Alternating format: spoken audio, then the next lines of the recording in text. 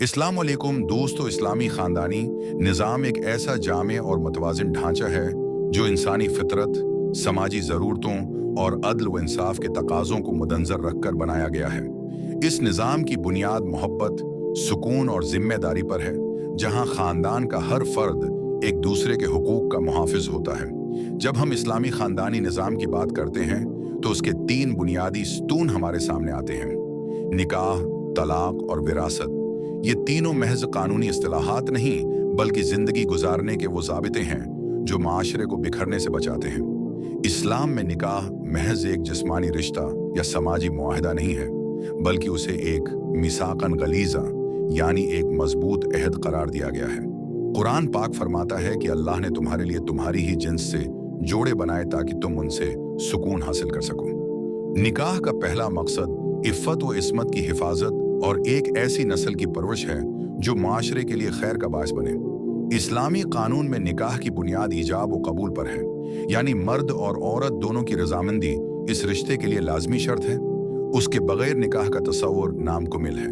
निकाह के मौके पर हक मिहर की अदायगी मर्द पर वाजिब की गई है, जो दरअसल औरत के माशी तहफ़्फ़ुज़ और उसकी इज़्ज़त नफ्स की अलामत है। ये महर कोई कीमत नहीं, बल्कि एक तहफ़ा और जिम्मेदारी है जो मर्द अपनी शरीक हयात को पेश करता है। इस्लाम मर्द को ख़ानदान का निगरान या कवाम बनाता है, लेकिन उस निगरानी का मतलब हाकिमियत नहीं, बल्कि जिम्मेदारी है कि वो अपनी बीवी और बच्चों की खुराक, लिबास, रहाइश और तहफ़्फ़ुज़ का ज़ामिन बने। जबकि औरत को घर के अंदरूनी निज़ाम की मुल्का करार दिया गया है, जहाँ वो अगली नस्ल की तरबियत की जिम्मेदार है। जिंदगी हमेशा एक जैसी नहीं रहती। कभी कभार मियाँ बीवी के दरमियान ऐसे इख्तिलाफात पैदा हो जाते हैं जिनका हल बज़ाहिर मुमकिन नहीं होता। इस्लाम एक हकीकत पसंद दीन है।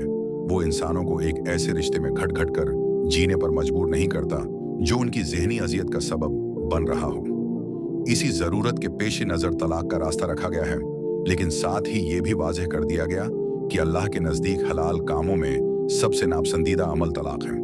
इस्लाम का तरीक़ा कार ये है कि जब इख्तिलाफ हो तो पहले आपस में सुलह की कोशिश की जाए, फिर ख़ानदान के बुजुर्गों को शामिल किया जाए, और अगर तमाम कोशिशें नाकाम हो जाएं तो फिर खूबसूरती के साथ अलग हो जाया जाए। तलाक के इस्लामी क़वानीन में इद्दत का तस्वुर बहुत अहमियत रखता है, जो दरअसल औरत के तहफ़्फ़ुज़ और रुजुआ की गुंजाइश के लिए रखा गया है। अगर नबाह मुमकिन न हो तो मर्द को तलाक का हक दिया गया है और औरत को खिला का हक दिया गया है, ताकि वो भी नागज़ीर हालात में इस बंधन से आज़ादी हासिल कर सके। इस्लाम ताकीद करता है कि अलहदगी के वक्त भी इखलाकी हुदूद को पामाल न किया जाए और औरत के हुकूक पामाल न हों। ख़ानदानी निज़ाम का तीसरा अहम पहलू विरासत है। इस्लामी कानून विरासत दुनिया का सबसे मुनसफ़ाना और जामा निज़ाम है, जो दौलत को एक जगह जमा होने से रोकता है और उसे ख़ानदान के तमाम करीबी रिश्तेदारों में तकसीम करता है।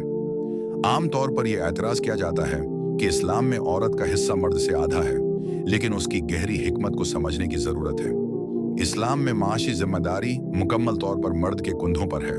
औरत को जो विरासत मिलती है वो उसकी ज़ाती मिल्कियत होती है। उसे घर चलाने या बच्चों पर खर्च करने का पाबंद नहीं किया गया, जबकि मर्द को मिलने वाला हिस्सा उसकी उन जिम्मेदारियों के लिए होता है जो उसने ख़ानदान के कफील के तौर पर अदा करनी होती हैं। विरासत में वालिदैन, औलाद, मियाँ बीवी और बाज़ हालात में बहन भाइयों के हिस्से भी मुकर्रर हैं, ताकि मरने वाले के बाद उसका ख़ानदान माशी तौर पर दरबदर न हो। खलासा ये है कि इस्लाम का ख़ानदानी निज़ाम हुकूक और फ़राइज़ के दरमियान एक बेहतरीन तवाज़ुन पैदा करता है। निकाह के ज़रिए वो माशरे को पाकीज़गी देता है। तलाक के ज़वाबित के ज़रिए वो इंसानों को तल्ख़ रिश्तों के बोझ से निकालता है, और विरासत के ज़रिए वो ख़ानदान की माशी बका को यकीनी बनाता है। अगर इन कवानीन पर उनकी असल रूह के मुताबिक अमल किया जाए तो घर अमन का गहवारा बन सकता है और मुआशरा हर किस्म की बेराह रवि और माशी नाइंसाफ़ी से पाक हो सकता है। इस्लाम हमें सिखाता है कि रिश्ता चाहे जोड़ना हो या तोड़ना हो, हर हाल में तक़वी और अदल का दामन हाथ से नहीं छोड़ना चाहिए।